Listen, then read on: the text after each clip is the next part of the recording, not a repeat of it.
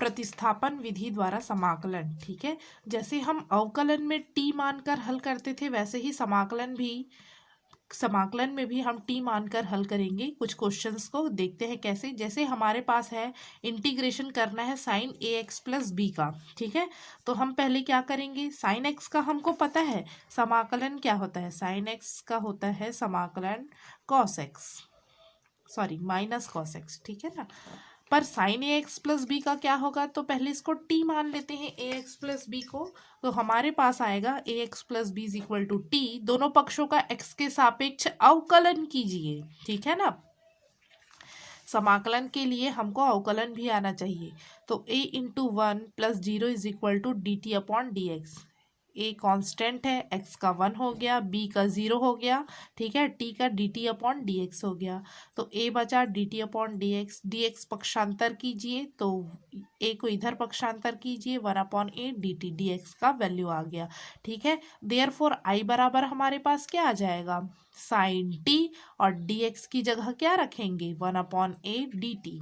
ठीक है, तो रख दिए, 1/a कांस्टेंट है, बाहर आ जाएगा। साइन t का अब समाकलन कीजिए तो साइन t का होगा माइनस कॉस t। ठीक है ना, t का वैल्यू पुट कर दीजिए ए एक्स प्लस बी। तो साइन ए एक्स प्लस बी का समाकलन करने से क्या मिला, -1/a cos A x plus B. जैसे साइन एक्स का समाकलन करने से माइनस कॉस एक्स मिलता है, तो ए एक्स प्लस बी आ गया, मतलब ए के सामने जो कोफिशिएंट है वो डिवाइड में आ जाता है। अवकलन में इनटू में आता है, गुणा में आता है, और समाकलन में क्या आ जाता है, डिवाइड में। जैसे साइन ए एक्स का मैं अवकलन करती हूँ तो क्या होगा, कॉस एक्स और इंटू ए, जो ए है वो इंटू में आता है, और समाकलन में ये डिवाइड में आ जाता है। ठीक है, ऐसा भी याद रख सकते हैं, इतना लंबा प्रोसेस ना अपनाते हुए। ठीक है ना, तो वैसे ही सबके फॉर्मूले हैं, याद रख सकते हैं।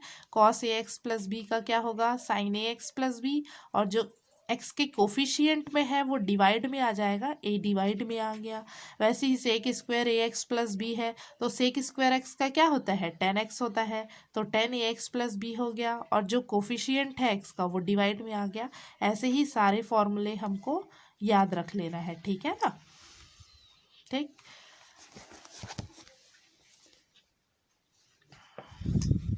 यदि केवल कॉस ए एक्स है तो क्या आएगा, तो कॉस का साइन में चेंज हो जाएगा, साइन ए एक्स। ठीक है ना, और ए एक्स का ए जो कोफिशिएंट है वो डिवाइड में आ गया। ठीक है ना, तो इस प्रकार से हमको सॉल्व करना है क्वेश्चंस को, सभी फॉर्मूला याद होना चाहिए। ठीक है, अब एक क्वेश्चन देखते हैं, integration √a x plus b d x का मान ज्ञात कीजिए बोल रहे हैं। ठीक है, तो सबसे पहला काम i बराबर मानते हैं हम, √a x plus b d x माना i बराबर। अब क्या लेंगे, ए एक्स प्लस बी बराबर मैंने लिया t। ठीक है, दोनों पक्षों का x के सापेक्ष क्या करेंगे, अवकलन करेंगे। a इंटू 1 + 0 बराबर d t upon d x आ गया। ठीक है, a बराबर कितना आ गया, d t upon d x, या डी एक्स का मान निकालिए, कितना आएगा, 1/a डी टी। टी के पदों में चाहिए हमको सारी चीज़ें, तो i बराबर देयरफॉर हमारे पास आ जाएगा इंटीग्रेशन √t आ जाएगा, क्या ए एक्स प्लस बी की जगह t रख देंगे, √t, और dx की जगह रखेंगे हम 1/a dt, 1/a dt, 1/a सामने आ जाएगा। इंटीग्रेशन t⁻1/2 dt लिख सकते हैं, इसको √ओवर को 1/2 लिख सकते हैं, तो 1/a t⁻1/2 + 1 divided by t 1/2 + 1, ऐसा ही होता है। प्लस c कांस्टेंट लगा देंगे, तो 1/a कितना आ जाएगा हमारे पास, t की पावर 3/2 और 3/2 प्लस c। ठीक है, 1/a ये 2/3 हो जाएगा। ठीक है, तो t का मान रखिए ए एक्स प्लस बी पूरे की पावर 3/2 प्लस c। ठीक है ना, बहुत ही आसान है ये भी। एक और क्वेश्चन देखते हैं हम। ठीक है ना, e⁻2x + 3 का हमको समाकलन करना है। ठीक है, तो i बराबर मान लिए इतना। ठीक है, माना अब 2x+3 को t मान लिए, ठीक है ना। तो हमारे पास दोनों पक्षों का x के सापेक्ष अवकलन कीजिए। तो 2 × 1 + 0, ठीक है, x का 1 हो जाएगा। तो 2 बराबर dt/dx, dx का मान निकाले 1/2 dt, ठीक है ना। तो यहाँ से i बराबर आ जाएगा इंटीग्रेशन e टू t के पदों में चेंज कीजिए। 2x+3 को t माने हैं तो t लिख दीजिए, dx की जगह 1/2 dt लिख दीजिए। पूरा t के पदों में आ गया, 1/2 कांस्टेंट है बाहर आ गया, e⁻t dt का समाकलन करेंगे तो e⁻t का e⁻t प्लस कांस्टेंट लगाते हैं समाकलन करने के बाद, तो लगा दिए। अब t की वैल्यू पुट कर दीजिए 2x+3, ठीक है। नेक्स्ट क्वेश्चन देखते हैं, tan² 2x-3, ठीक है। तो i बराबर इंटीग्रेशन tan² 2x-3 dx, ठीक है ना। अब इसको 2x-3 को हम t मान लेते हैं, ठीक है, माना। दोनों पक्षों का x के सापेक्ष अवकलन कीजिए। तो 2 बराबर dt/dx आएगा क्या, ठीक है, ये 1 हो गया, और x का अवकलन और इसका 0, ठीक है। तो dx बराबर आ गया 1/2 dt, ठीक है ना।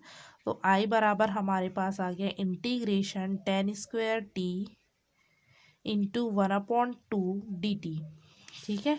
tan² का तो हमको नहीं आता समाकलन, तो हम क्या करेंगे, इसको sec² के पदों में चेंज करते हैं। तो sec² t -1 लिख सकते हैं उसको, और 1/2 सामने ला दो कांस्टेंट dt।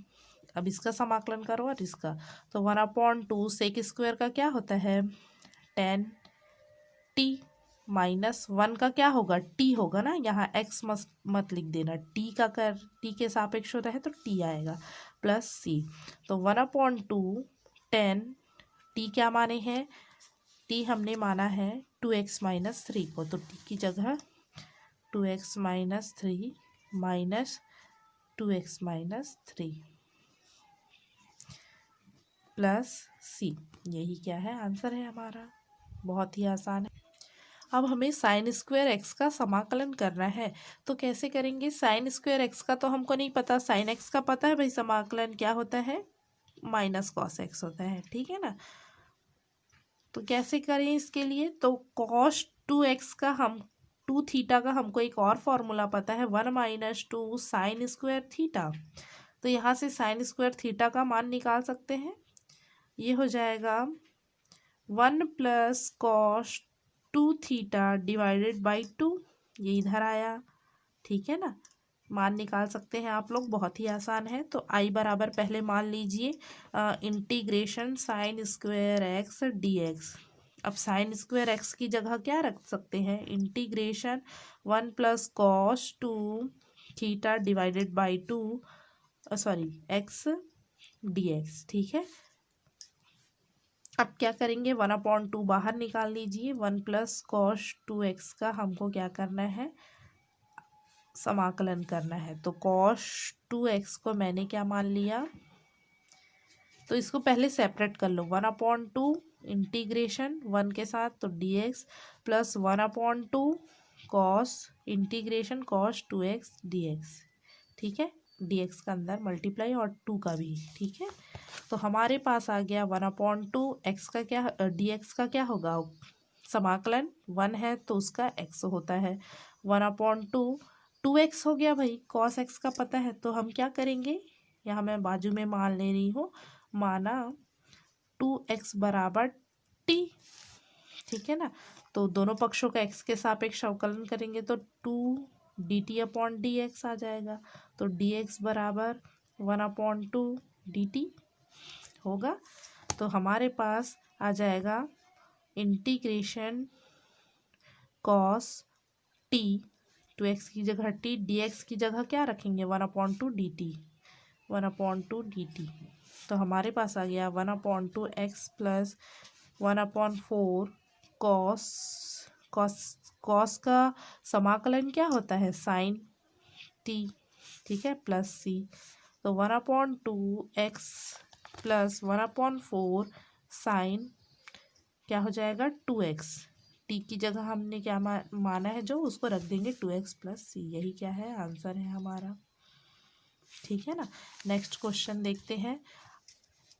आई बराबर मान लेते हैं √1 minus cos x D x. भाई रूट से बाहर निकालना हमको आता है, इसको कैसे कर सकते हैं? तो कॉस का फॉर्मूला जानते हैं जिससे ये कट जाए 1। कॉस एक्स बराबर क्या ले सकते हैं हम? 2 थीटा का हमको फॉर्मूला पता है, क्या होता है? 2 कॉस स्क्वायर थीटा माइनस 1, या कॉस थीटा का फॉर्मूला क्या होता है? 2 cos square theta by 2 minus 1 होता है। ठीक है ना। यहाँ 2 से भाग दे दो थीटा में, ठीक है ना, तो दोनों ओर देंगे तो ये थीटा हो गया, ये थीटा बाई 2 हो जाएगा। तो हमारे पास आ गया integration 1 minus 2 cos square theta by 2 minus 1 D x. ठीक है, इंटीग्रेशन, ये माइनस इसके साथ मल्टीप्लाई होगा तो यहाँ ध्यान देंगे, ये वाला फॉर्मूला लगाएंगे तो 1 नहीं कटेगा, इसलिए ये वाला नहीं लगाना है। कॉस 2 थीटा का और फॉर्मूला होता है 1 माइनस 2 साइन स्क्वायर थीटा, या कॉस थीटा बराबर क्या हो जाएगा? 1 minus 2 sine square theta by 2। 1 minus, ये लगाएंगे 1 minus 2 sine square theta by 2, x by 2 रखेंगे यहाँ पर। ठीक है, 1 से 1 क्या हो जाएगा? कैंसल हो जाएगा। हमारे पास 2 साइन स्क्वायर एक्स बाई 2 बचेगा डी एक्स। ठीक है, तो यहाँ क्या है? रूट, इसको कैसे लिख सकते हैं? इंटीग्रेशन √2, और ये वर्ग से वर्गमूल कट गया, sine x by 2 D x. ठीक है, साइन एक्स का पता है एक्स बाई 2 है, तो कैसे करें? तो भाई टी मानते हैं, या फिर जो एक्स का कोफिशियंट है वो डिवाइड में आ जाता है, ये पढ़े हैं हम लोग। अवकलन करने से गुणा में आता है और समाकलन करने से भाग में आ जाता है। तो √2 साइन एक्स का समाकलन क्या होता है? माइनस कॉस एक्स, तो माइनस कॉस एक्स बाई 2 हो जाएगा।